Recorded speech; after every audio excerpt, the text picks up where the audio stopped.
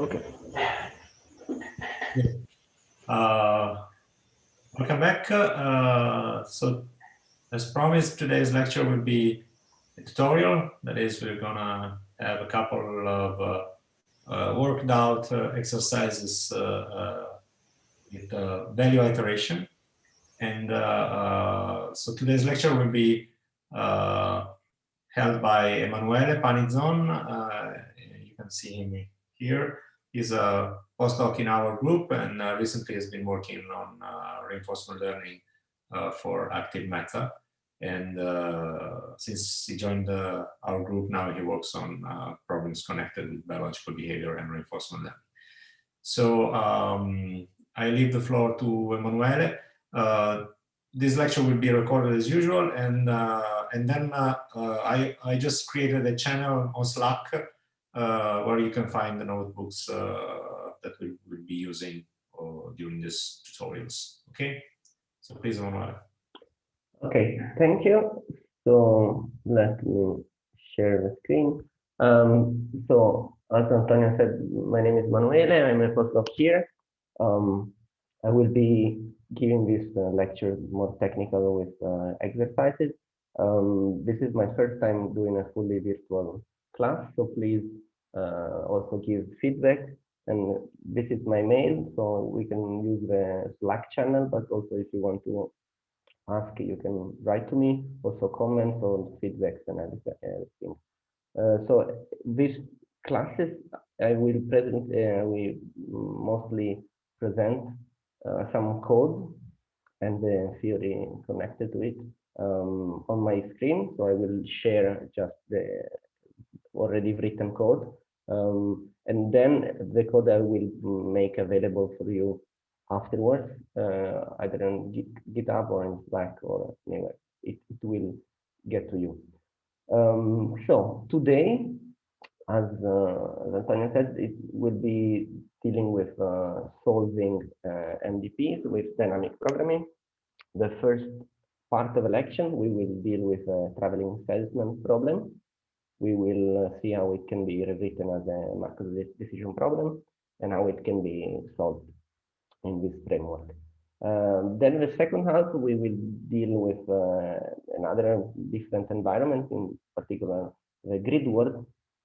And again, we will see how to define the environment as a macro decision process.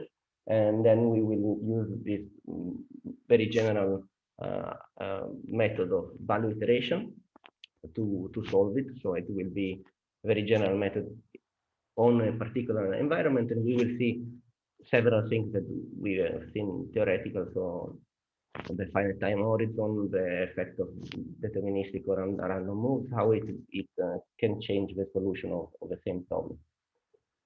Okay, I only see black. Okay, no, some faces. Okay, I will go on. If you have any question at any moment, please shout because I will not have a complete control over raise your hands or something. Just shout and I will know. Good. So let's begin with the traveling salesman problem.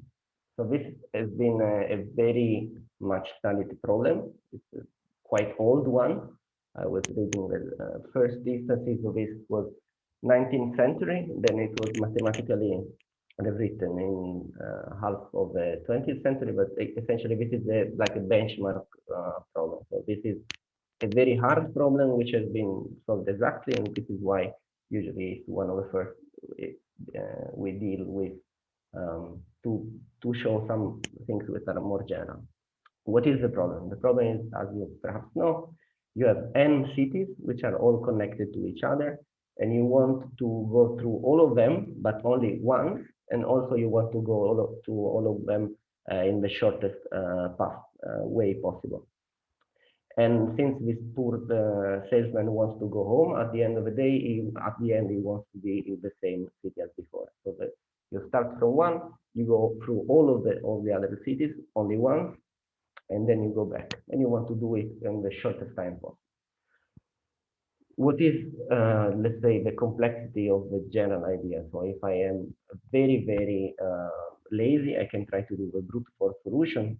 which is that, okay, I know that there are just that many ways I can try. I will just try all of them, and I will just calculate the path for all of them, and I will choose the minimum. Essentially, this is a great idea for a very small number of cities, but it gets incredibly complex. So this is a possible situation. I have 4 cities, so I start in the first one. I want at the end I want to go back to the first one. At the beginning, I can choose 3 ways to go. Then I will have 2 ways to go because I will have 2 remaining cities, then only 1. So the first question which I can ask is, it should be rather immediate to see that this allows also a very simple computation, how many states, how many ways, how many paths there are. So if you think about it, we started with n cities, but 1 is taken, it's the first one. Then I can go in n minus 1. Then I have n minus 2 possibilities for the second one. Then I have n minus 3, etc., etc. So it's just n minus 1 factorial, which, as we know, when n goes large, becomes n to n approximately. So this is explodes. This is a solution which it can be done, but it requires truly brute force. And it's not that intelligent. So we want to put this test with the dynamical programming approach. So now we want to rewrite the problem from the simple problem we stated so far into a problem which can be read as a Markov decision process. Just a very, very, very basic recall of what it means. It's just that we need a set of states in which we can do a set of actions. So for each state, I can do an action, and this produces the resulting new state and a reward. But the fact is that the states must be such that they need to the pair state action must have a Markovian property, which means you only need to know what is the state and what is the action to know everything what happens next. You must not need the history before the state. And this leads to something which is rather strange. So we have a problem which is just cities, and you go through cities, but actually the state is not only the city you are currently in. You can think that, like, the most basic thing is like, okay, the state is where you are, and the action is where you want to go. But this actually fails completely.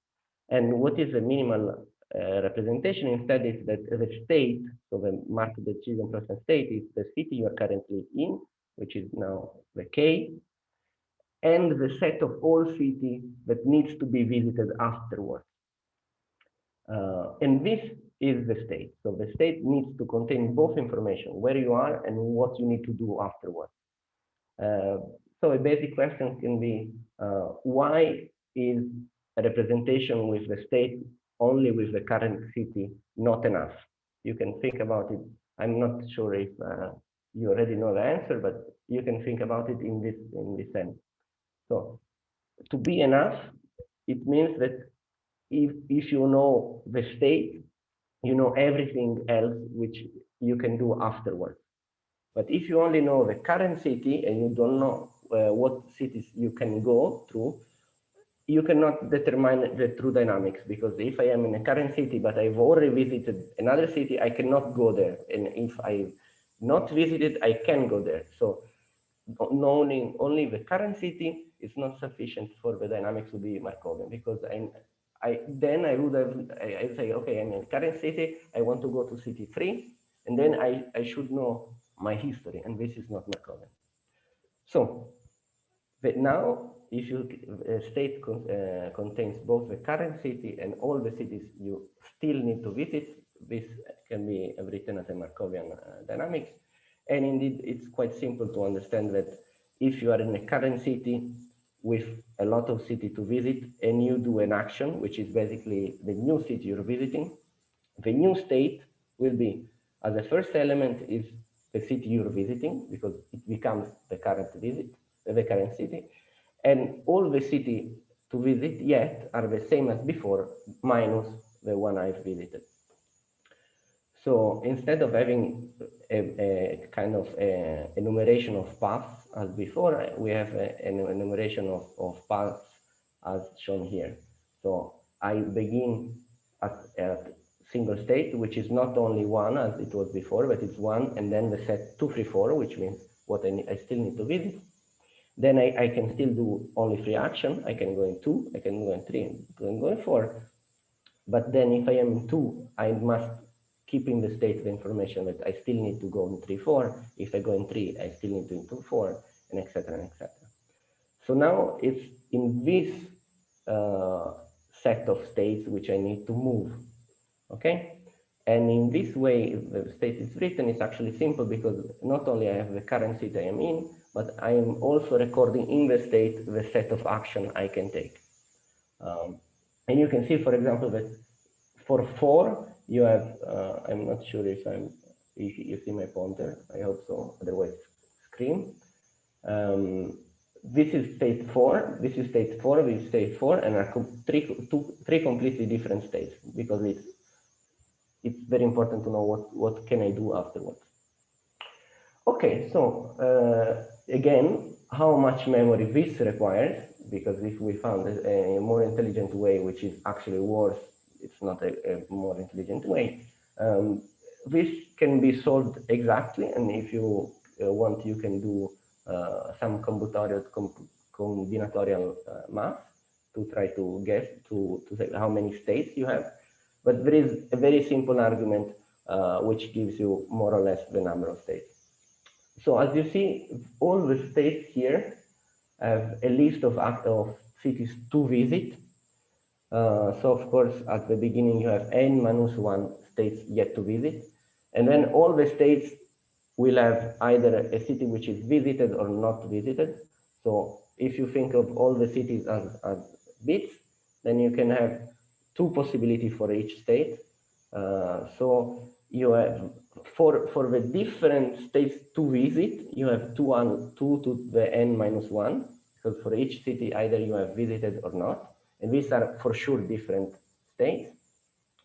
But then you can clearly see that, for example, I can still have to visit 4, but I may have visited 2 or 3. So it's more the 2 to the n minus 1, but then it's also simple to see that it should be less the n times that. So it scales approximately 2 to the n, so an exponential number of states, but it's much better than n to the n. So this is for sure better. Okay, so now we have defined the problem as a Markov decision process, which is the most tricky thing to do. Now we want to solve it. Okay.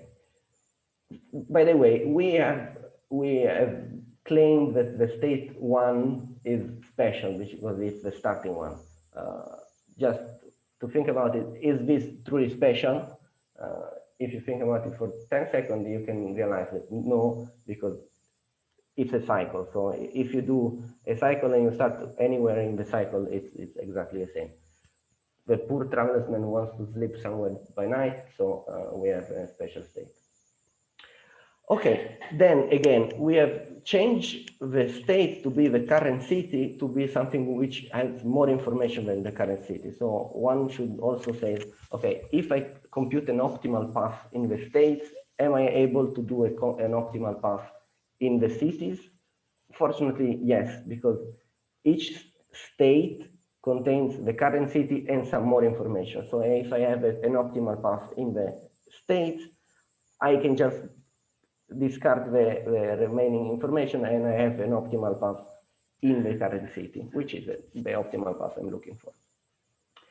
Okay, basically, now this is just a translation of the problem. Now something enters inside, which is the true reinforcement learning, let's say, framework, which is that I assign a cost function to each state. And this cost function which is a sort of evil value function, is the accumulated cost from that state to the end of a state, to the end of a task, following some policy.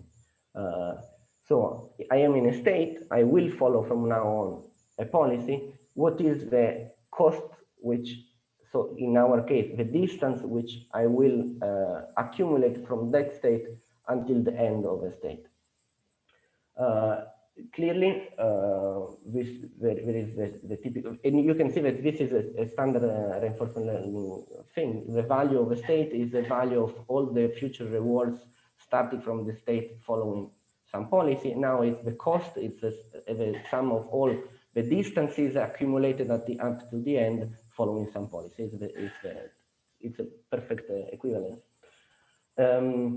which is, this is the recursive equation for the cost of being in a state, which you remember it's current city actions. It's the sum of all the actions, so all the new cities you can go by the probability of taking them by the policy, the distance which connects the two cities, and then the cost from there onwards.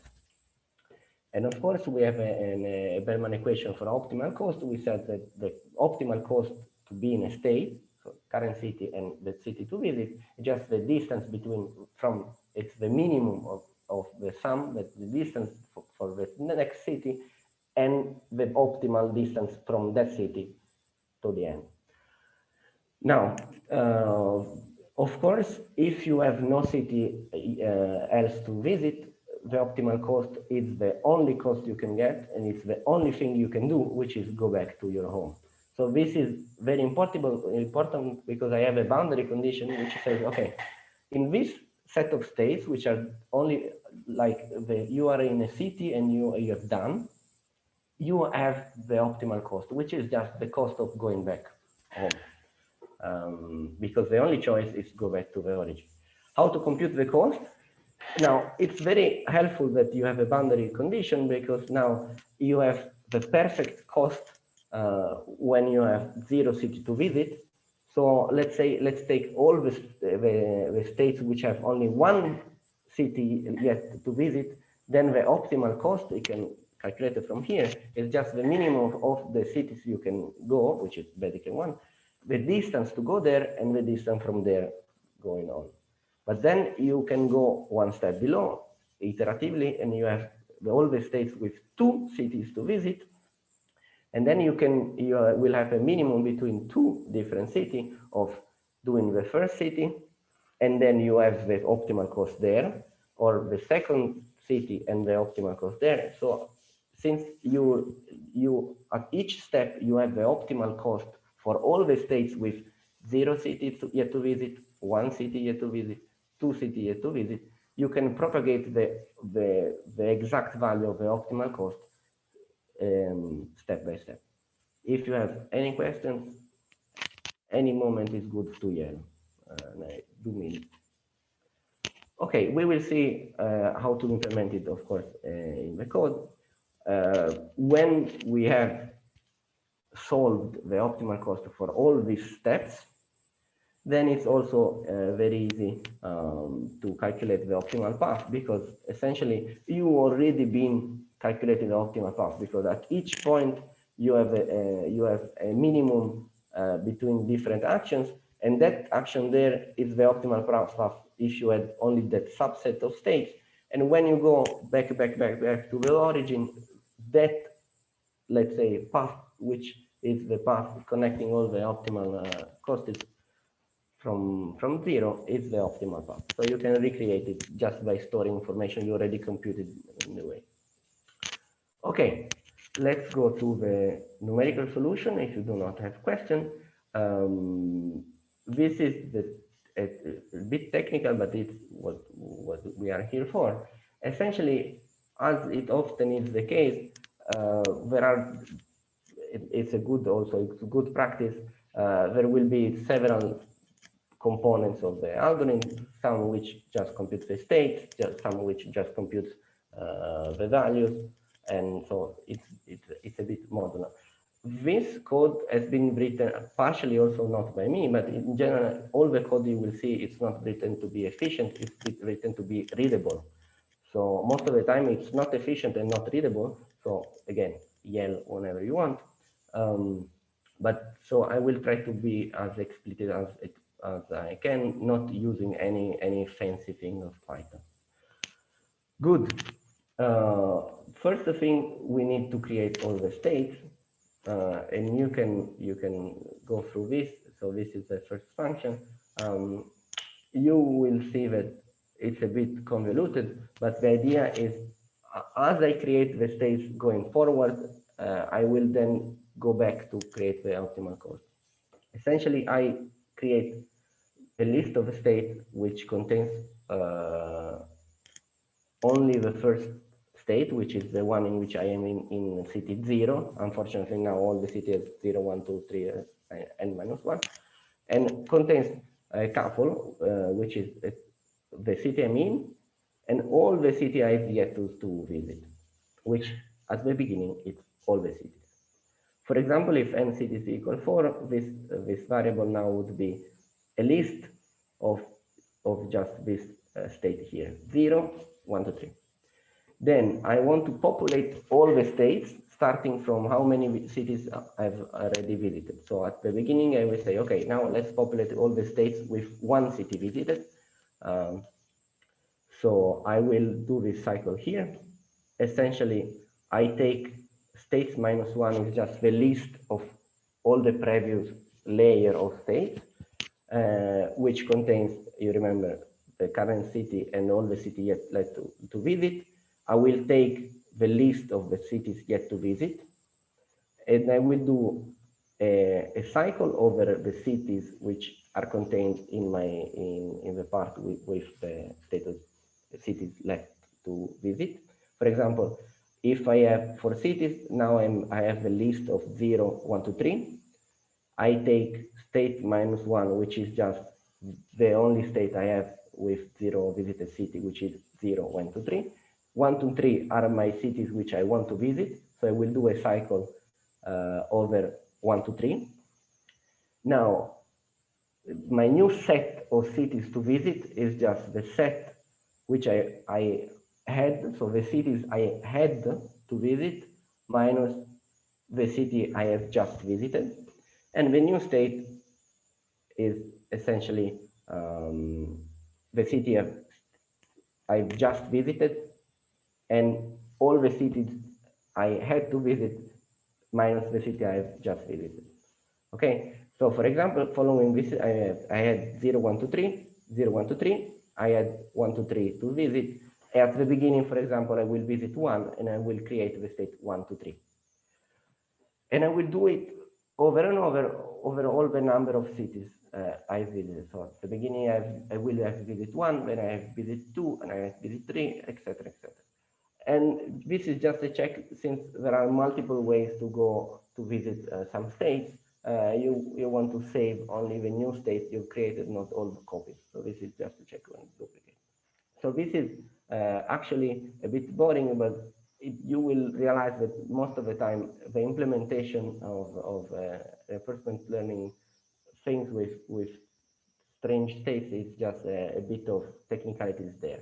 And then the part of algorithm will be, generally speaking, much faster. Now we want to define the distances, and the distances is very simple. We just create a random matrix with all with n cities, and all the entries will be just random distances between the two cities. The diagonal is 0 because if you are in a city and you want to stay in the city, it's 0. But actually, you will never even use it because there is no action which keeps you there. So this is it.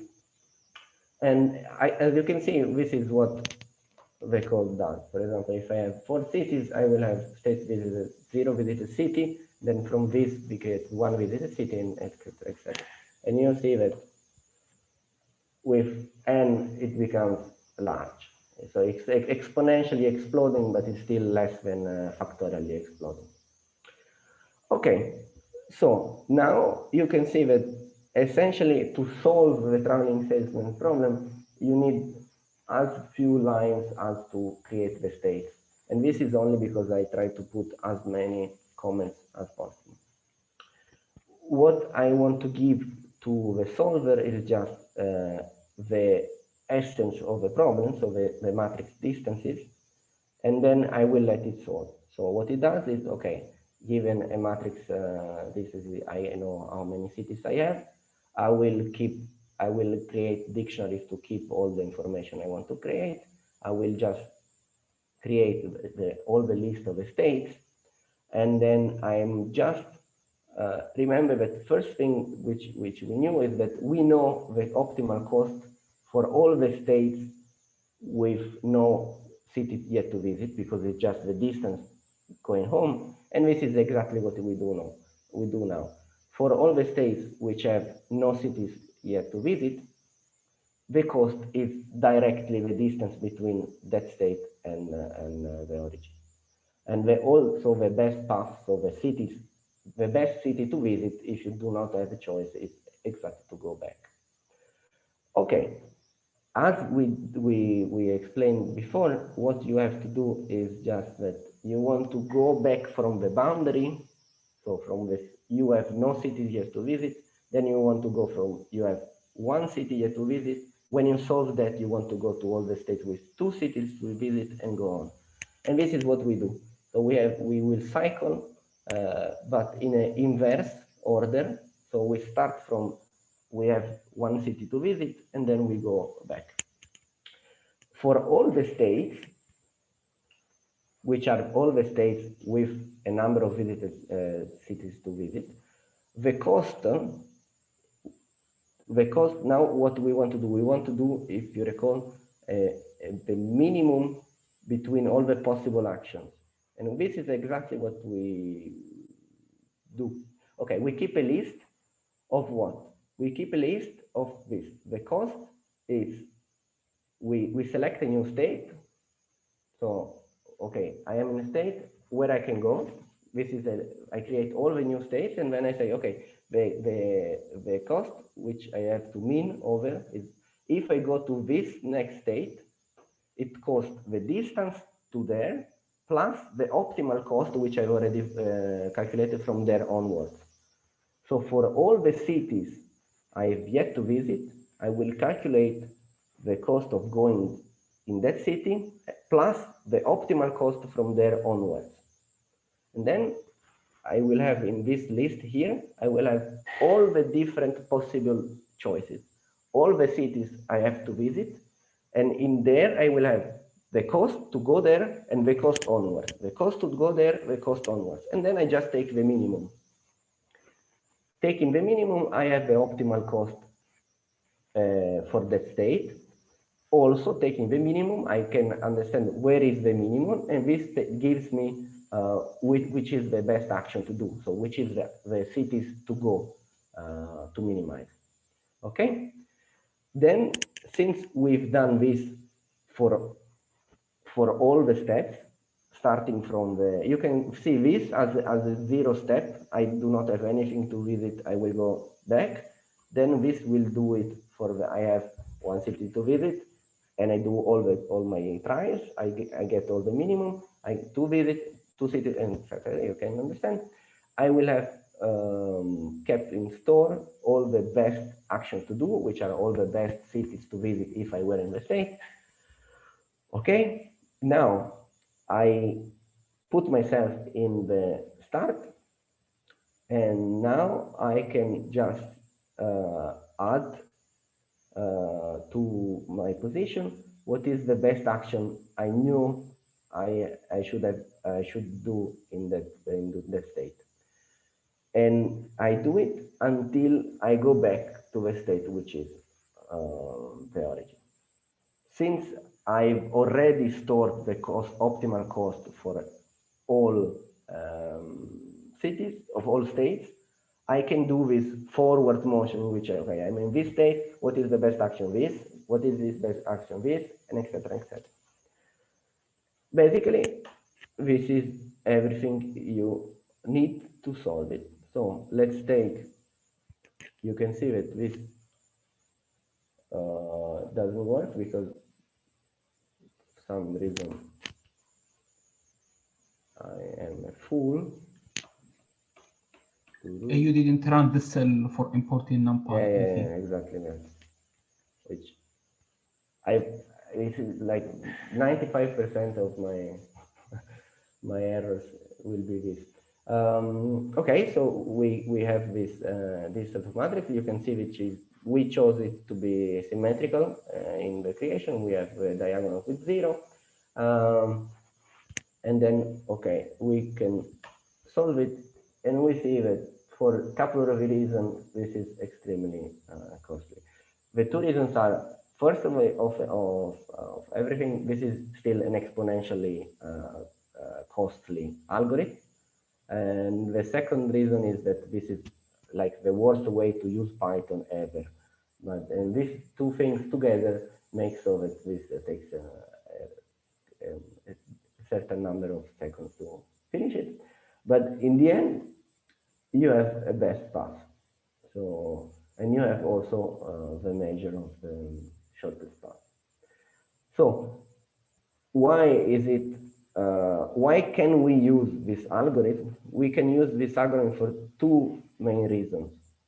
The first is that, as in all kind of dynamic programming, we know everything about the model. We know we have perfect information.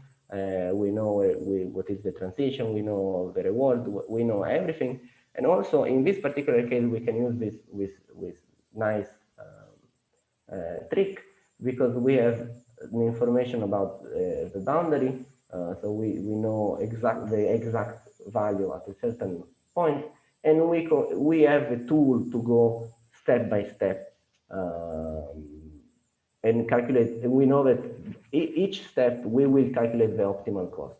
So we have the optimal cost for when you have visited all the cities, and then we are sure that we can calculate the optimal cost for all the states with one city left to visit. And in this way, it's rather good, because you need only to sweep the states once, because it's, you know that when you have measured the optimal cost, you do not need to I mean, it's not like you're doing multiple sweeps and every time you just update some values, but you can do it in just one sweep, because you have a perfect order of things to do. You know, if you see in the algorithm, every state will be considered only once, and when it's considered the optimal cost, it's perfectly calculated. Why I'm saying this? Just because we will see in the next half of the lecture, when we do value iteration, this is not anymore the case. We will see that then we will have something perhaps even simpler as an algorithm, more general, but then we will have to do multiple sweeps of all the states to go, and we cannot, in principle, you cannot select just a bunch of states. Okay, do it this, then do it this, then do it this. You have to do it all together. Okay, so do you have question? I have a question. Yes, please. Is it ever possible that if you choose in the first steps an option that gives you a minimum cost, then afterwards you could end up with a bigger cost, rather than if you choose some bigger cost in the beginning and it would have give you a minimum cost after? I don't know if I explained myself well. I think I understood. In a sense, you never choose an action which has a maximum. So, okay, let's solve it separately. No. So if you are in a state and you calculate from that state onwards, and you find that your best action is to do one choice instead of another, when you are below that state and you arrive at that state, it will never be possible that choice there is wrong. Okay, so for example, let's say I am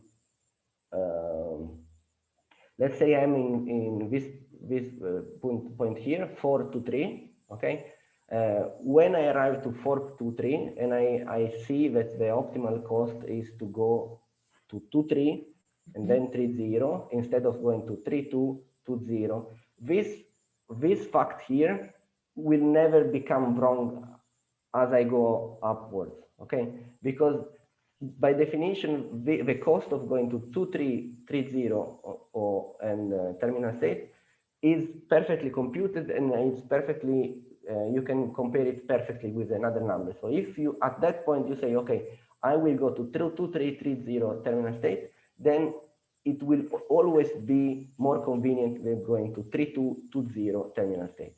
But it could be that when you are at this level, so you are at 2 3 4 3 to 4 4 to 3, it seems that right now the 4 to 3 is the best way to go, but actually the distance between 1 2 3 4 and 4 to 3 it's much larger than the other two.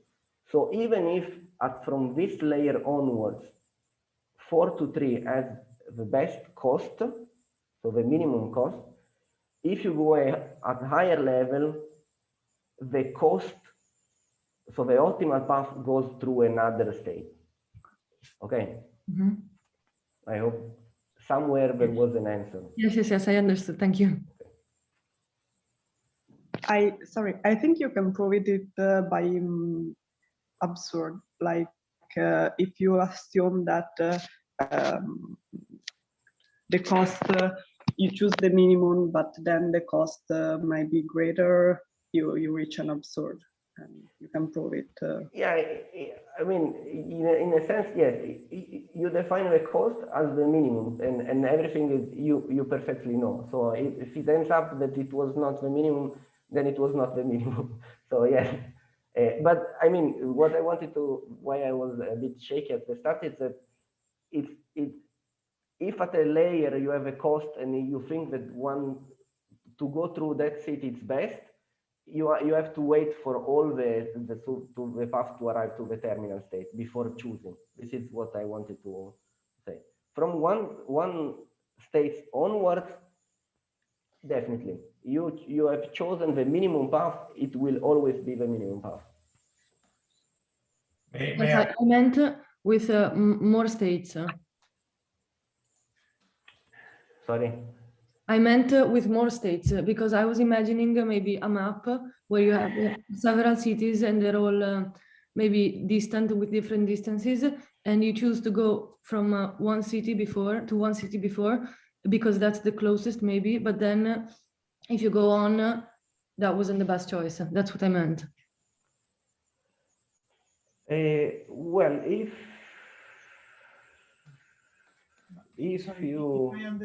I understand well, but this is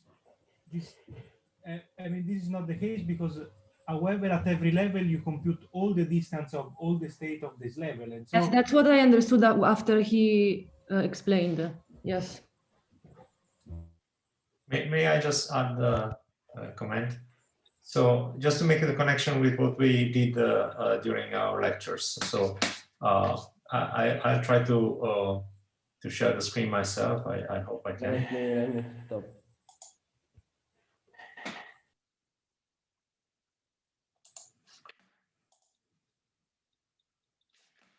I don't know what kind of, if you're seeing, are you seeing my screen? Okay. So during the lecture, in lecture 3, when we derived the Bellman's equation for the fixed time horizon, okay, you remember that we did exactly the same kind of argument. So we started from the end, okay, and then we had to took an optimization over all the sequence of policies from a certain time on, okay, and and then we started from the final time in this procedure. So you first focus on optimizing, or you pick one time, and then you optimize all the other ones. And then you end up with this recursion optimality equation that is exactly the one that Emanuele is using. So here, the way that you prove optimality, the optimality equation, inherently tells you that that's the only way to turn with the optimal solution. So if you start from the end, you will never be wrong in getting backwards. Okay, that's the just so you realize that this abstract calculation is exactly what is happening here. So I'm gonna unshare my screen now, and if Emanuele, you want to share it back. Yes. So when you look at this diagram of the states and the transitions, yeah. So here you're reasoning in terms of terminal state, but you can think in terms of times, okay? So this would be step time 0, then you have time 1, and then you have time 2, time 3, and then the final time is exactly the number of cities that you have to visit, plus 1 if you wish. Okay, so this way of going backwards, you can think it in terms of going from the terminal states backwards to other states, or going from the final time backwards. Okay, you see the connection with what we had at the lecture. Thank you. Okay. Can you? Yes. I'm not sure if this is a good time to make a break, or. Yeah, I think so. Maybe the only thing I want to add is just an historical remark. So this algorithm here applied to the to traveling salesman problem goes under the name of I'm going to write it in the chat. It's called as the Bellman Karp held algorithm. And so, and as you just should realize, it's just one specific example of dynamic programming with a finite horizon and with backward induction. But that's how historically it was known as it's good because it's exact, but it's also exponentially costly. So when the number of cities becomes very large, it basically becomes unfeasible. So in the literature of the traveling salesman problem, there's a lot of heuristic algorithms that are guaranteed to find solutions which are nearly optimal, according to some rule. But we don't discuss them here because they have nothing to do with reinforcement learning. It's more of a computational issue in itself. Okay, thank you, Manuel. So I think we can take a break now and maybe get back at 10 sharp for the second part. Okay, I will pause the recording now. So please remind us afterwards. Resume recording first. Okay, good. So now we go to the second part of this exercise lecture, which is grid work. Okay, so now we will deal with a different environment, the grid world environment, and we will use value iteration as a tool to solve. So this is a very simple problem with very simple solution, but I think that at least the algorithm is very general, it's very remarkable, I think, in its simplicity. And we will see funny colored things, which is always good. So the grid world environment can have many aspects. I chose just one, which is very simple. For sure, it's a grid, so it's a square cell world. We want to find the optimal path towards.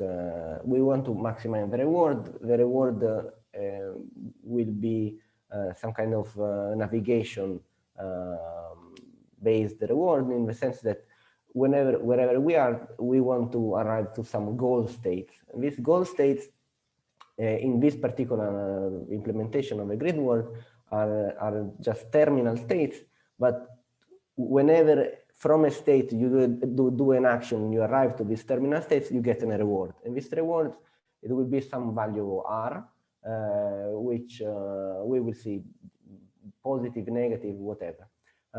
In this particular implementation, the goals are terminal states. So whenever you arrive to a goal, then essentially it's an absorbing state with zero reward. What can an agent do? It's rather simple. It can try to move up, down, left, and right. But there are two exceptions to this rule. The first one is that certain sites will be blocked. So it will be just, I will put randomly some blocks, and you can, if you try to move into a block, you stay still. And there is an overall dimension of the word. If you try to go outside the word, you just stay still again. Okay, so a typical word, as we can create, as again, we will have different parts for movement, definition of environment, and actual algorithm which solves the fact. So the reward I will create assigning a couple of values. So I will create assigning a dimension in X, a dimension in Y, a number of randomly chosen blocks, a set of goals, states, and the reward these states will give if you happen to arrive to that. Essentially, it just creates a matrix. So the states now are simpler. It's just a matrix of positions. We will have randomly chosen blocks. At maximum, they can be n blocks. They could even repeat. We don't care. And the word signals that this is a block, just putting -1 in its construction. Essentially, we have a matrix which is everywhere at 0. Somewhere it's -1, and then there is a list of position in which there is a reward which is neither 0 neither -1. It's the reward. It's a goal terminal state in which if you happen to go there, you get a reward. You can see I create just one with, I say, okay, I want 10 by 15. I want 10 blocks randomly put. I want that in the last position, I want a reward 1, and this is basically what it creates. So this is a word, this is a goal 1, and this is essentially whatever I need of a word. So it's basically an array with some -1 and some 1. So what it means to solve the grid word, it means that I want to know for each position, from each position, what is the optimal path to get the maximum reward. Okay, so at the end of this experience, I want that every single square is mapped with the best action to do to maximize my future reward, and also I will do it with value iteration. So in each square, I will have printed the number which is the value, so the expected. Etc. Good. How to solve this word is we will do it by value iteration.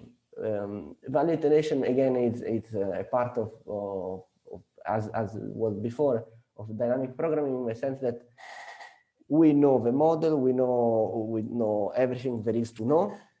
The problem is to solve it and not to try to grasp the information from what we're doing. We know everything, we just want to solve it. In this case, it will be, again, an iterative process, but it will be a bit different from what we had before. As Antonio pointed out, before it could be seen as a temporal sequence, and you went by solving exactly all the steps from the last steps to the first step, because the length was fixed, and each times pertain to completely different states. So the states at time t were different from states at 2. So you could swap from last time to the first time, and you could maximize, you optimize this way. Now, since you can also, in times you could like go back and go forth, essentially it will be a different process, but it will be in the same sense, and it will be as using the same equation as before. Essentially, we will use the same Bellman operator as before. Before we could use it knowing exactly what it was the cost at later times or at later states, and we could bring this exact notion iteratively backwards. Now we will use the Bellman operator over all states, and we will not have the fact that this every single iteration will bring to the optimal exact value, but we will use that if you use the Bellman operator in general over all the states, what you have is that the value landscape of over all the states collapse to the correct one. So essentially what I very poorly said is that we were going to use the property that the Bellman operator is contracting. The algorithm, as you've seen, I will just reiterate a bit. We want to estimate the value for all the states, and we do it in this way. First, we attribute to each state a random value. And then but of course the value for the terminal state is 0, in the sense that this is an absorbing state with no reward, so this is a fixed 0. And then we sweep over all the states, and if the new value for the state will be the maximum possible number, which comes from selecting the best action from there, and you have so you will select an action, you see here. You will have the probability of being in different states, being in that state with that action, and you have a reward plus the discount factor gamma, the value from the new state onwards. This is, in general, this is a probability function. So let's say I have 3 actions. I will check for each free action. I will have a spreading of my positions, and this will give some rewards plus gamma, the value from that position onwards.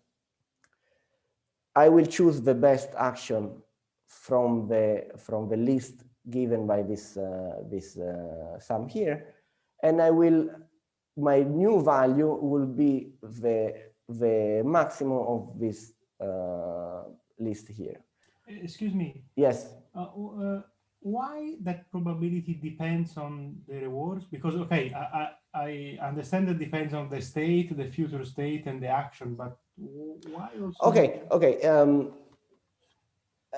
As you can see, it's not exactly that depends on the reward. Essentially, let's say this. Okay, you see that now in the summation I have an AR, I have a reward, I have a proper reward, right? Oh yes. Okay, so let's say I am in a state S, which is a position which is close to a goal state with reward 1. Okay. And I do the action of going there. Okay. So you have to sum 2 terms. The probability of I was here, I did this action, I got reward 1, and I'm in the terminal state. Right? Okay. This probability is 1, because if you are there, you move and you go to 1, it's exactly what you do. But then you have also another term, which is the probability of being there, moving to to the terminal state, and not getting any reward. And this reward is 0. Okay. It's a bit strange way to say that you sum over all the outcomes. You sum over all the, so you sum over all the new positions, all the rewards you could have got. Normally speaking, half of this are 0. So the probability of doing an action which gives no reward and giving a reward is 0. The probability of doing an action which gives one of a reward and not receiving a reward is 0. Do you see what I mean? Otherwise, so are you saying that I mean the rewards is the probability of getting rewards is not always 1, even if I go to a cell in which the reward is expected, but no, exactly. Then it's 1. May I just weigh in to make the connection with what we had at the lecture again? So I will go again with screen sharing.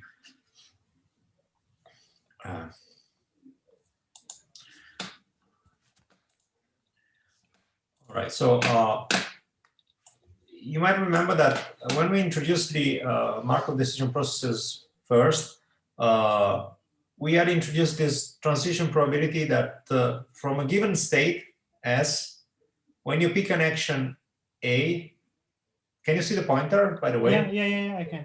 You jump into a new state S prime, and then you collect some random reward R. So in general, when you do one of these transitions, you receive some random reward, maybe stochastic, okay? Then later on, we realize that when we write down our objective function, since we average out, we can explicitly perform the average over the random rewards. You see, this is what is in this line here. Actually, what matters here is just that you can marginalize your transitions over the distribution of rewards, and you can focus only on the expected rewards given state, action, and new state. Okay. So from that point onwards, we only consider the average rewards given the triplet S, A, S prime. So what Emanuele is writing in this slide is just it starts from the more general setting, which includes the possibility of having stochastic rewards, even though they don't matter really here. Okay. Okay. So is that any clearer? Yeah. Okay, I see. And so the expected value is that what I. Yeah, in this case, there's no ambiguity because you get a reward which is always 1. So there's no stochasticity, and the average is the value of the reward. Okay. And so you can write both the first or the second. There is no difference. Okay. Exactly. Okay. Thank you. Sure. Okay, so sorry for being slightly confusing. Okay, essentially, you see that this is just the fact that I am in a state S. I evaluate all the action I can take. This action will lead to different states with the rewards, and of course I will evaluate where I go, which reward I get, and plus the gamma, the value of the new states. And then this I will have a list of approximated evaluated values for my different actions, and I will take the best one of them. And my new value from the state, it will be exactly that. I will assign to that value that number there. Now, the point is that this is a bit, you can see that it's an approximate way of working, because on the right-hand side, you have the values which were the last approximation of the value. So when you do the maximum over A over the sum of new states, the probability of being in that state and getting the reward plus gamma, the value of the new state, this new state is the approximate value. So whenever I do the new value, and I assign to that new value, I'm actually losing, I'm actually changing also the right side. So it's not self-consistent. And when it reaches the self-consistency, then it will be the proper optimal value function. Okay. to measure this self-consistency, so how much does it change that I'm applied the Bellman operator, so I'm doing the right-hand side of this part, and I'm changing the value, is my error value, which is the distance between the difference of the previous value and the new value, which I've calculated using the Bellman operator over the old values. And since the Bellman operator is a contracting, I know that this distance will get smaller and smaller in time, and essentially I can say, okay, I just need it to be as small as some small value I determine, which is some tolerance. And when you are there, when you have reached tolerance, you assume this is this value I've got after many iterations is as close as I want it to be to the optimal value. Then, when you have the optimal value, finding the policy is actually simple, because again, if you are in a state, you just loop over all the possible action you wanted to do, and you get the one which maximizes the sum of the outcomes, reward plus gamma, the value in the new place. Okay, so value iteration is essentially just having a random set of values for all the states before and applying the Bellman operator. So each state I see what are the actions I have available. I see what is the expected future accumulated reward, as in R plus the new value from there. I do the action which maximizes this expected future accumulated reward, and I assign the value to that one. And this I do iteratively over and over. Okay? Good. And excuse me, probably I'm one of the MHPC, so probably I didn't reach the point. I saw some videos, but probably not all. Just something that maybe you already said or has been already said in the theory lectures. But the fact that this algorithm is converging is a property. It's a property, yes. Okay. I don't know if Antonio wants to chip in, but I think from now you will see in the lecture we use the property of the Bellman operator, which is that it's contracting. So okay. I can just point you to the right place in the lectures where I did that, so you can. Okay, because I started to see the Drive and also the YouTube lecture, but probably I didn't reach the point. But yeah, I will just. I mean, I think it's useful for all students to get to that point. Yeah, so it's in lecture 4, and if you can unshare, yeah, sorry.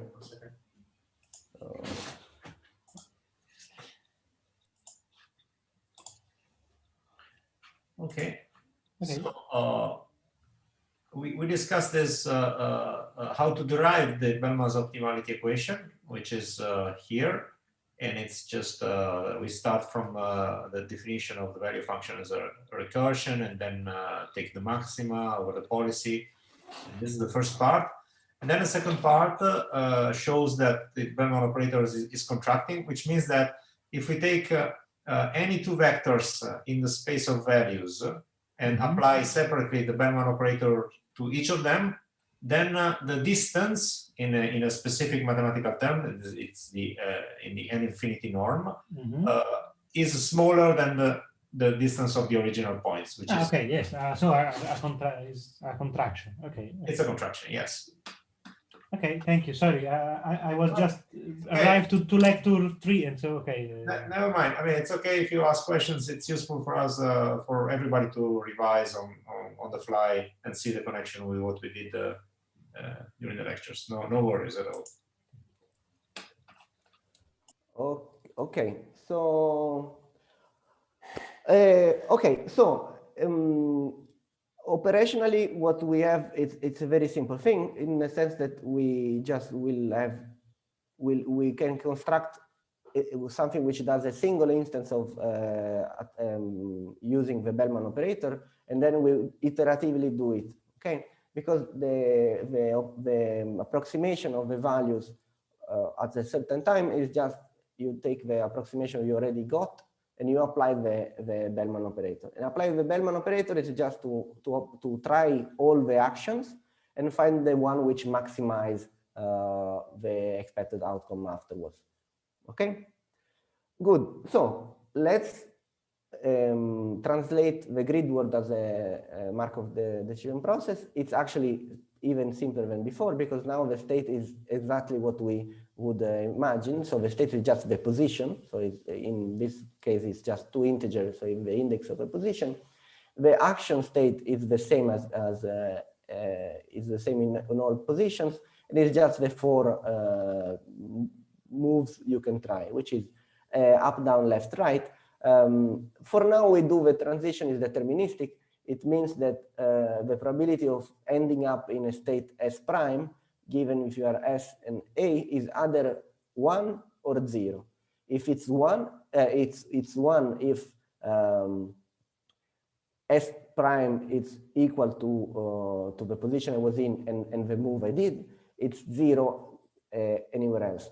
In a sense, okay, maybe this the reward, you can put the reward here and see the, maybe it's confusing. So the reward function is simple in the sense that if you reach a terminal state, which is a goal, the reward of doing the action ending up in the terminal states, it's a value.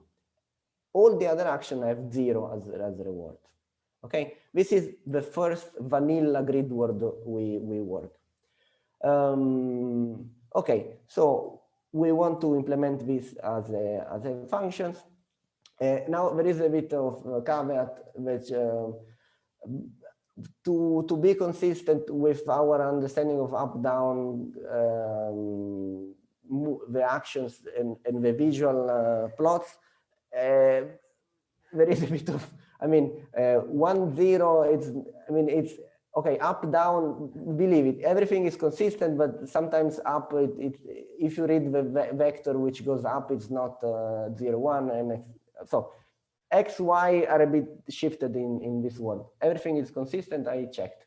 So the actions, it's up, down, right, left, and it will be just vectors 1, 0, -1, 0, 0, 1, and 0, -1. X is not the first axis, unfortunately.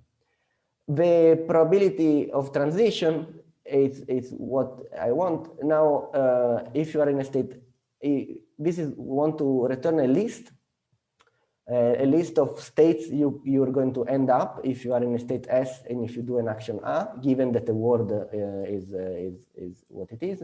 And essentially, just try to move in the deterministic sense. It just tries the new position, and then it checks, is this position outside of the word? If it is outside of the word, then you do not move. Or if it's new, this new position, it's a block, so its word value is -1, you do not move. And then it just returns two very simple lists. One list says you are which new position you have reached. And in this particular case, it's only one. It's either the position you reached or the same position as you were before if the action was not allowed. And the probability of doing it is 1 because everything is deterministic so far. The reward is... Sorry. Yes. Is there any reason why to enforce the fact that we need to stay within the box, we didn't put a halo of points with -1? No. So all the efficiency is, I mean, this code is one of the many code you can create. Okay. And I can assure you it's suboptimal in all possible ways. Okay. So this is just one way I chose it to be. Okay. The reward again is it's 0 everywhere, but if you arrive to a terminal state, good, you get the reward. Okay, so this is essentially all the meat of the algorithm. So this is the value iteration, and it's actually rather simple, as you will say. So this part here is just define the word, the environment. You will have, you've been given a word, you've been given a set of values, and you will return the new iteration of values. You will be you give the gamma discount factor, and this you can, for now, you can ignore in the sense that this is just if you want to transition to be random. You create, initialize the new values, the new policy. You find where are the goal positions in the world, but and then either the transition is deterministic or it's random. This is just here. What you do, which is slightly different in the traveling salesman, you cycle over all the states. So you have the values, you have the old values for all the states, and you say, okay, let's sweep over all the states. I cycle over all positions, X and Y. My new state is defined as this. You see Y is X is Y, okay? Then if the position is a block, I skip it because I'm not interested. But it cannot be an agent in a block, so it does not make any sense to have a value or a policy. But otherwise, I'm trying all actions. So A is one of all the list of actions. I see where I end up. Remember that right now this is deterministic, so it's just P is 1, so I have probability 1 of finishing in one state.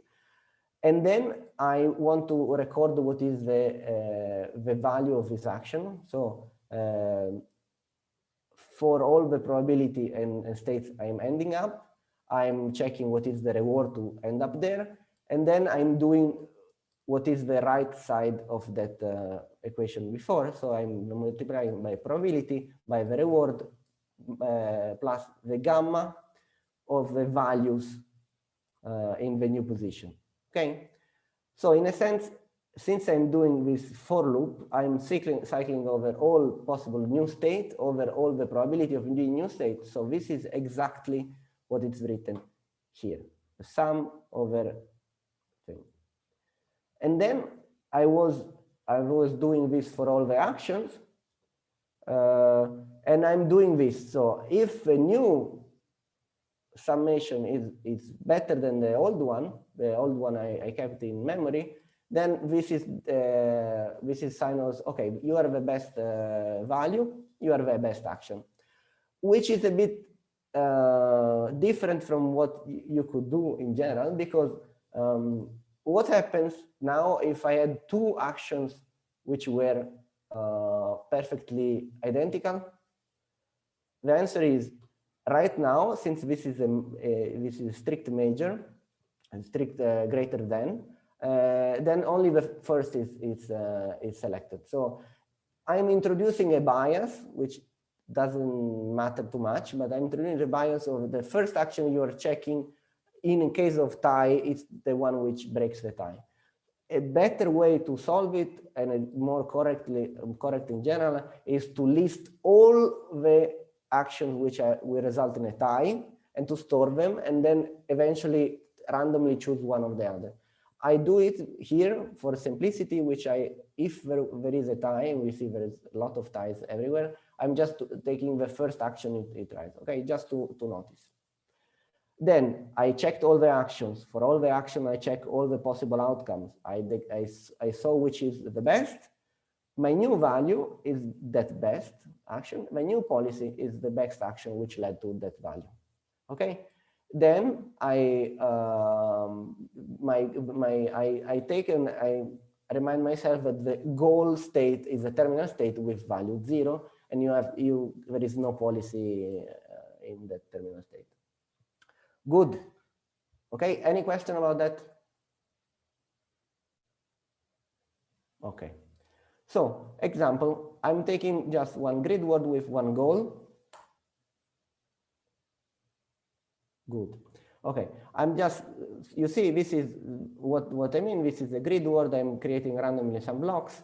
At the beginning, the values are 0 everywhere because I've defined that to be 0. Okay, this is just, I can do it. What happens if I do a first update? Okay, so I begin with setting the values to 0. The word is exactly as seen here. And I want also to estimate change. Okay, now you see also that I'm using a different L2 distance. This is not L infinite. In this particular case, does not change. The theory, the contraction property is demonstrated with L infinity. Here I will use for laziness the L2, but it's actually, if you do NP max, NP abs of the two, it's exactly the same, okay? Okay, so the one update is done here. So I'm giving the word, so description of the word, I'm giving the values which are initialized to 0, and giving the gamma, and I am asking the new value, okay? So what happens? This is already the answer. I have to define everything. I'm sorry. One day I will learn, but not today.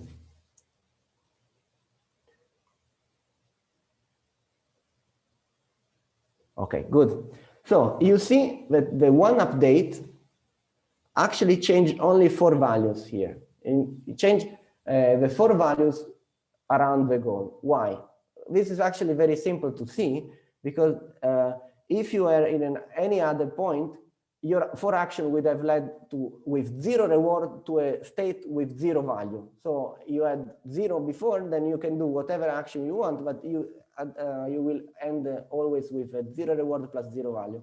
But if you are here in this 4 state, which are now become purple, I hope also in your screen, you have seen that between all the 4 actions, you actually have 1 action which goes into the goal, and the value is 1 for the reward plus gamma, the value in the goal. The value in the goal is 0, so exactly 1. Okay, so it's 1, and you see.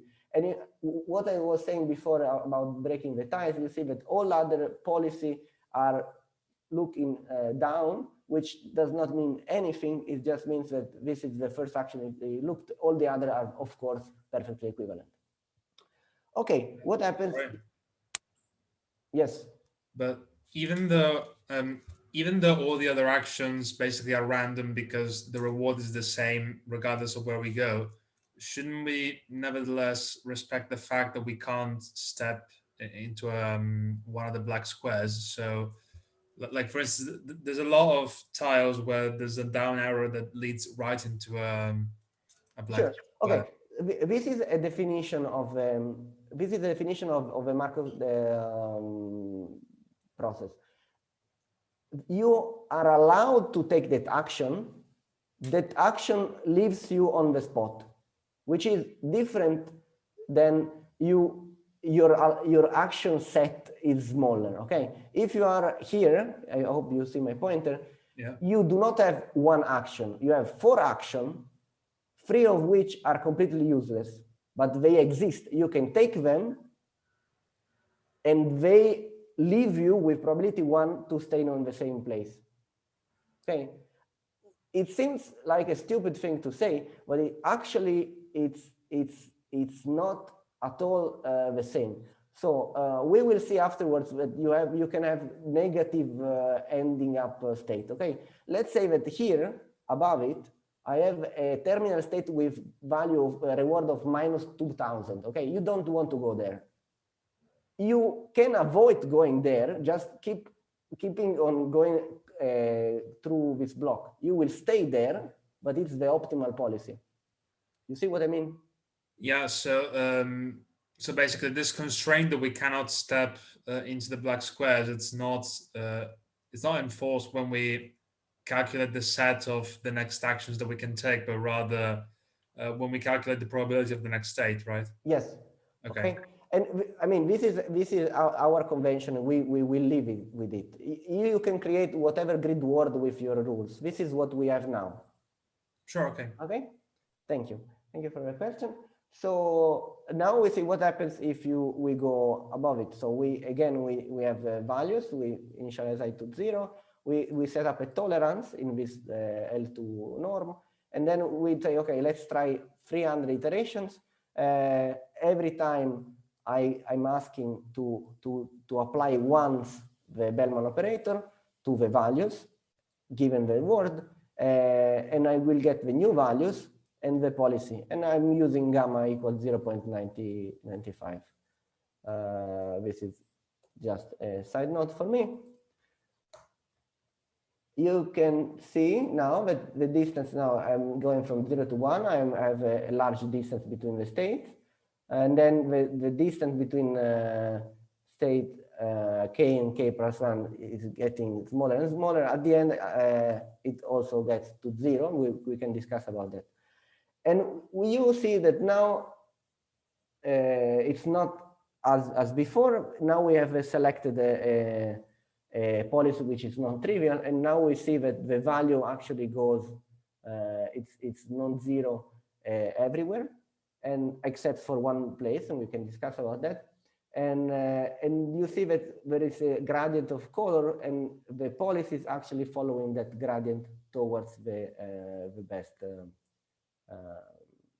the terminal state. Also, you could also understand that what is you can follow the value around. The value is simply, the value is in a state is just done by the action. So a reward, which is 0, and then it's gamma the state in the next one. But the gamma value in the next state, it's again 0, the reward, plus the gamma, the value in the next state. This ends up always except for the last step in which you go.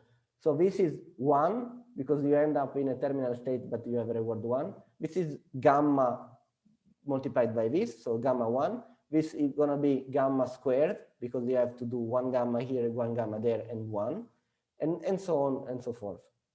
Okay, and this, we started from value of 0, and it seems like that this is a creeping up of values which all grows up until convergence to the perfect value. Indeed, this is perfectly 0. This is, in a sense, the same reason as before, in the sense that we could have thought this as a temporal sequence. Since you always can get closer, you could actually start from the last part and go up in let's say, in one step, and this is an exact process. So for this particular deterministic transition, actually, starting with value 0, you can get to the perfect exact value. What I want to show, because I think it's you prove it, but it's still funny to see that what happens if I start with a value of 10. So now my starting estimate of a value is much larger than what I have, but still I end up in the same situation. Why it's so? Because this operator is contracting. So if I am in a place which is far away than what I mean, if I am in any place and I'm doing this operation of trying the maximum, eventually if I am below it, I will gain value, because I'm seeing that I actually have a better way to go there and do essentially gain a reward in the future. But even if I start above, I will collapse, because eventually my value will all collapse to the right way. It's an obvious thing from the theory, but just a side remark, because you can actually notice, if you look carefully, that, for instance, in the upper right corner, all the values here are the same, which is not true. So the actual V star is not like this, and as a result, you see that the policy here is suboptimal, because if you follow the bottom lines, for instance, you end up stuck in a dead end. So this is happening because actually you haven't converged yet. So you have to run it for way longer in order to break all these ties here in the value function, and then approach the optimal solution. Of course, when you start with a value function which is way off the optimal one, it takes several more iterations in order to wipe out this initial bias that you put. On the contrary, if you have a good guess about the initial value distribution, then this allows you to converge very quickly. So if an exercise that you can try is that since you know that the target is in the lower right corner, suppose you start with an initialization which is basically gamma to the power of the distance from that corner, ignoring the blocks, okay, the Manhattan distance over the grid. And you can see that if you choose that particular initialization for the value function, you converge quite rapidly to the optimal solution, okay? So the choice of the initialization, of course, is where you can put all sort of intuition or side information about the structure of your problem. That was all I have to comment. Okay. So the next thing, so from now on, the basic algorithm is there. We are just experimenting with a few things which you've seen from the theory part, and I think it's rather fun to see visually what is the effect. So first of all, we will try multiple goals. So say, okay, so now we have one goal with value 1. What happens with multiple goals? First thing, a question for you is, what happens if you have a goal with a negative reward, but the actions are deterministic? If you... Sorry, you mean action are deterministic in the sense that this probability is always 1, but... Yes, action are deterministic in the sense that when you do an action, there is only one outcome. So if you do an action, you try to go there, either you can or you can't. But so in this case, how do you treat the blocks and the border? No. I mean, this is a deterministic action. So if you try to move, either you move, or if it's in a block, you stay still. If you try to go out, you stay still. But this is deterministic. So there is probability 1 of doing. Okay. It's not random, that probability. Exactly. Okay. So I would make a guess. I'm yes. not sure, but I would say that grid positions with negative reward will work as a repulsor instead of attractors, because the negative reward will propagate, say, to nearby. Good. Good. But now there is a problem. So in a sense, yes. But now we can ask, what is the size of this repulsor? So if the actions are deterministic, actually the size of repulsor is just the single cell, in the sense that if the actions are deterministic, you can go as close as you want to a negative reward, and you will not end on it. So essentially, you will learn how to avoid it, but it will act as a block, not as a true repulsor, because essentially, you can always move around a negative reward without going into it, so it will just be a block.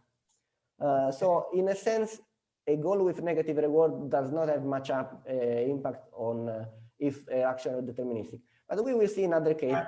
May I add just one comment, because it's actually a little bit more subtle than that, because suppose that you have a negative reward which is in the way of one corridor. So you have to go through that corridor in order to reach the goal. And so you have two options. Either you step on the negative reward, but since this leads you by the shortest path, it was worth doing it, because what you gain by avoiding the long detour to get to the, because it costs you in terms of gamma to go along the long detour, unless you have gamma equals 1 here. No, I have the terminal states. So gamma is equal to 1 here. I mean, if you have gamma different from 1, this means that you have to reach the target as fast as possible. So this means that you might want to step on the negative reward because it leads you to a shortest. No, but the negative rewards are absorbing state. I mean, the goal. Okay. So also negative rewards are absorbing. Okay. Yes. In that case, of course, it doesn't apply what I just said. So there are all sorts of different situations that may arise depending on the specifics of the setting that you choose. In this case, I think I asked you already this question. You already answered me, but I forgot. So in this case, there's no ambiguity. Yeah. Thank you. Because as we discussed before, this is one kind of grid word. Then of course you can if you have a proper system, you can create your grid word. So for example, we were referring to a system in which you get a reward going in a goal, but then you can move forward. So if you are in a good goal, you will just going back for outside the inside. And if it's a negative reward, you may choose to pass over it, pay the penalty, and go on. Okay. But this is not the case. Now we have terminal state. If you end up, yeah, just one thing about the fact that you said, so basically in this case, we won't have that negative rewards will act as repulsors, because there is no way that we can accidentally step on them, basically. Exactly. But this is true, I mean, this will act as a repulsor as soon as we have actions that are not deterministic, but in the sense that we may want to go one way, but end up going another way, not like we want to go one way and the probability is either we do the step or we stay where we are. Exactly. So when the probabilistic setting is you want to go one way, but you end up another way. And in the case, you may happen to step on the negative reward, and since it's terminal, you avoid it like that. Exactly, and this is something which we will see perhaps, or you can see it afterwards. We will create exactly this kind of transition which have randomness in it, and then you can create exactly this kind of repulsor you're talking about. So let's take for now a simple one. We have multiple goals, but both are positive. We still are in a deterministic action. So either you do the move you want or you stay still. You can see now that you have a goal with 1, which is absorbing, which if you end up, you've done for the day, or a goal which is 10, if you end up, you're done for the day. Okay, what happens now? Let's take gamma 0.9, for example. Okay, let's take a larger gamma. Let's take a 95. You will see why. Okay, and now you can see that even if I have two goals, okay, the position which are stuck have value 0, because you can whatever you do, you will never get a reward. So if the value 0 and the policy is random, which okay.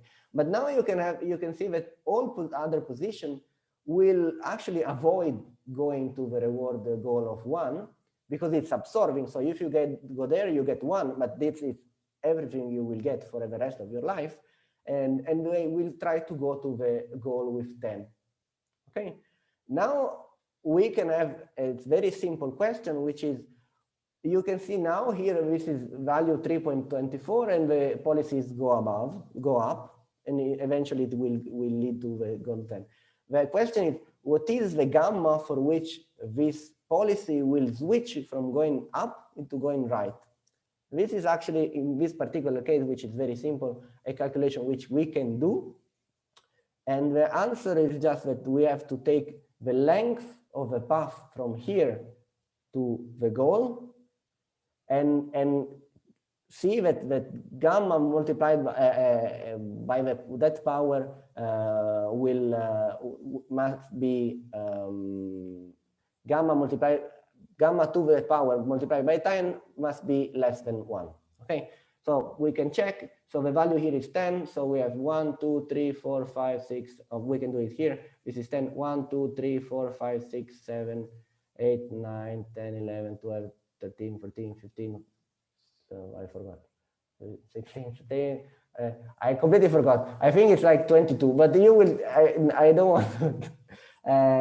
Okay, so gamma to 22 equal 10. If somebody, okay, somebody does the proper math, please. and you see what I mean. If the gamma is such that it's 1 is better than gamma to the 23 multiplied by 10, this arrow here will switch from up to right. So whenever somebody is ready and gives me this number, we will check. Scroll down a little bit so we can see better the map. Okay. I apologize.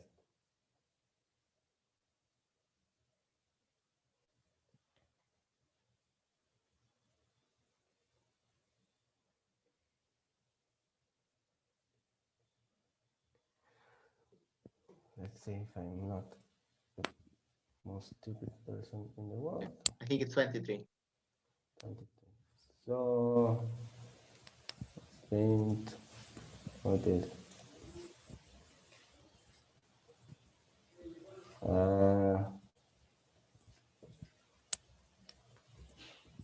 nobody wants to help me, right? Because Yeah, I think it's 23. I think. yeah. Okay, so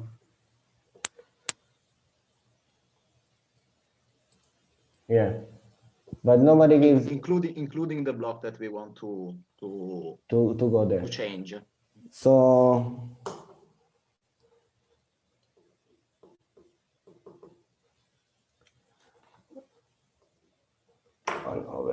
okay, so it should be, let's see if I am not okay, so let's take this 0.946.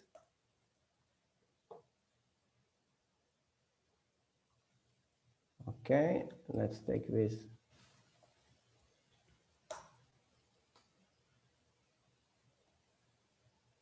Okay, no, so it was not 23, but it was perhaps 22. Yeah. I apologize, but I had the number, but then the word was changed. Okay, so it's actually 22 steps, and you see that if you change the gamma exactly to this value, which is 1/10 square 22 square, you can get exactly the gamma such that it does not it's not convenient to go up and go in 22 steps and end up in value 10. But it's more valuable to just step into value 1. Okay, it was a very silly exercise. I just wanted to show. So of course, if you are much below,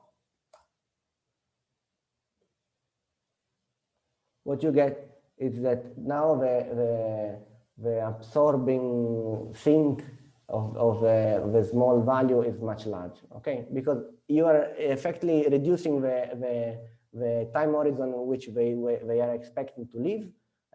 Essentially, they say, okay, now it's better to have an egg today than a chicken tomorrow.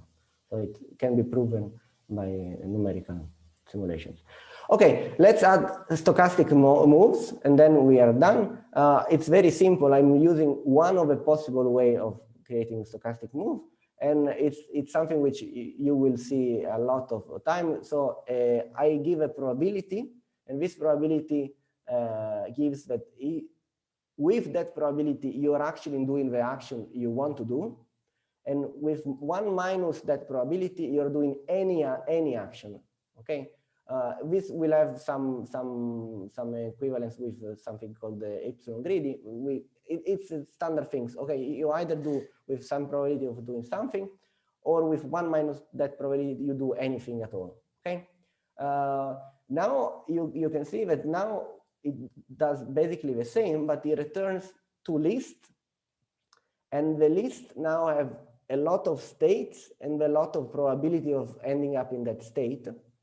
And you can see that actually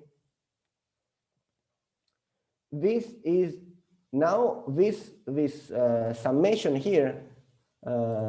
So for any action, you can actually end up in many positions, different positions, having different rewards. It's even closer than this expression here. So if you do an action, you can have a list of possible outcome, all with the possible probability. And what you have to do is sum up of all the possible outcome, all the possible probability of ending up in that outcome with that reward, with the value of in the new position. Okay, this is very, very, very simple stuff. Let's just take it. Okay, now, does it change anything? Now we are going to do something which is, okay, we are doing a new kind of word, which I have a weak attractor here, +1 reward, a strong attractor here, +10 reward, and a negative -10 terminal state here, okay? And then I can change the probability of randomness. So this is the probability or I'm actually doing what I want to do. So if this is 1, it's exactly as exactly as before. So sorry, it was, you see, it just moves around as it was a block. It doesn't care at all that it's here. But then I change the probability to something which is rather significant. So I have only 80% of probability of doing what I'm supposed to do. And you will see when this finished calculating. Okay, that now, for example, if you are here, it's better to move right instead of down because you're actually going out, farther away from the repulsion goal. And you can see that if you are here, you will not take the shortest path going down, but you will prefer to going up. So it already changes a lot what you want to do. And you see that the value, so the color it's actually lower, close to the repulsor instead of farther away. What it's even nicer if you want to do something which is even crazy, it's basically a random walk with a small decision. So the agent can decide, but it's just a very small probability of doing what it has decided.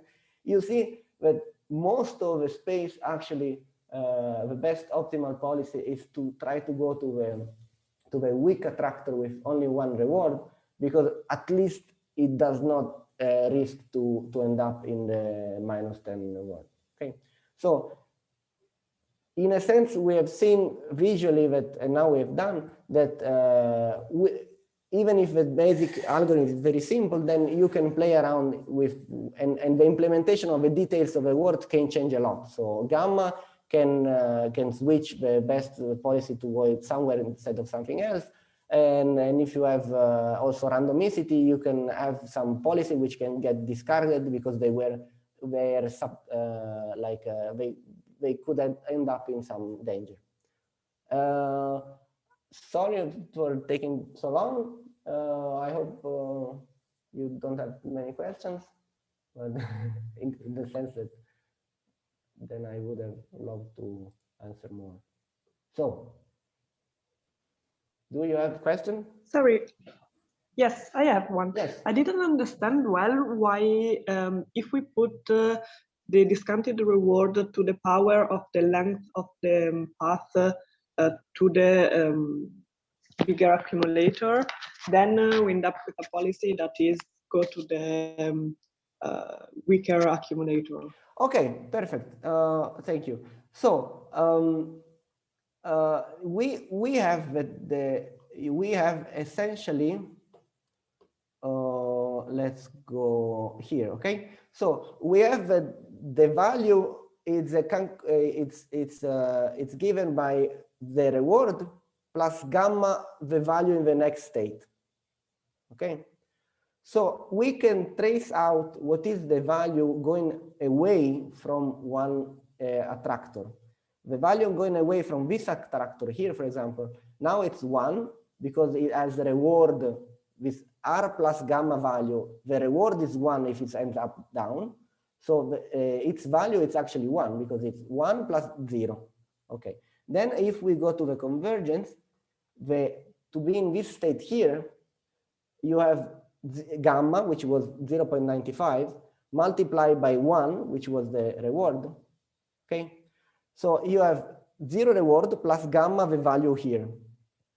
If you are one step away, you have 0 reward plus gamma, the value, but the value was 0 reward plus gamma, the value.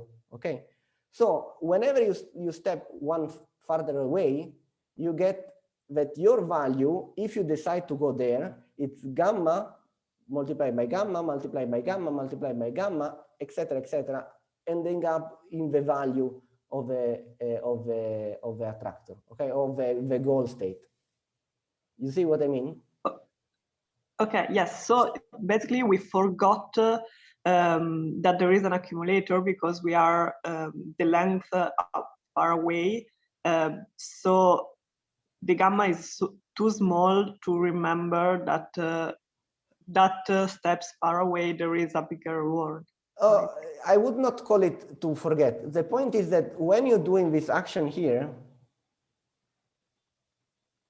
you're doing the action which maximize this term here.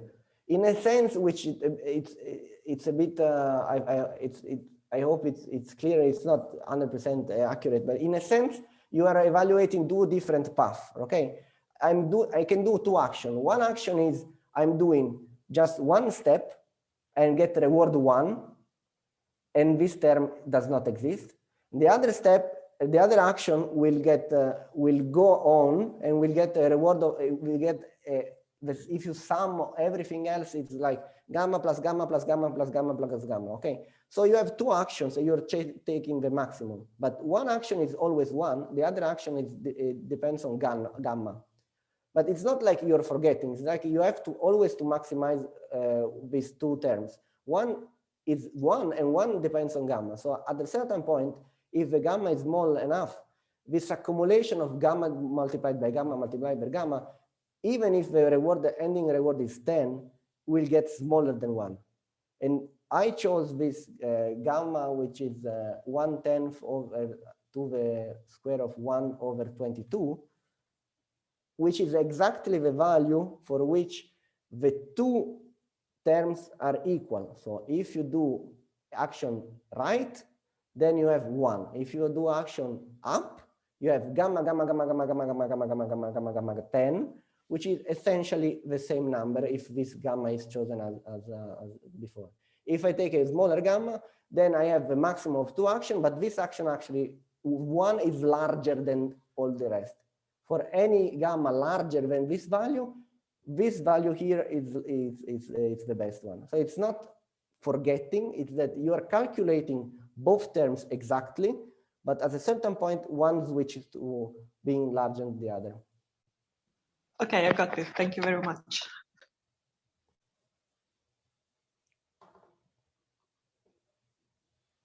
Okay, if anybody else has a question. Okay, so if there are no further questions, I just have one final remark. So we have not been doing any algorithm in policy space, like policy search algorithms that I described yesterday, like policy iteration or policy gradients. But this could be a good suggestion for exercises and final projects to apply, starting from this the same environments that I've described here for grid world to apply policy iteration. For instance, that would be a possible exercise, or whatever else comes to your mind. Okay, so with that, I think we're done for the week, and next Wednesday we'll start discussing problems with partial observability, so function approximation and partially observable Markov decision processes. And next Friday there will be again a tutorial on those new subjects. Okay. Thank you, Emanuele. Okay, thank you. Goodbye. Thank you. Thank you. Ciao. Thank you. Bye. See you next week.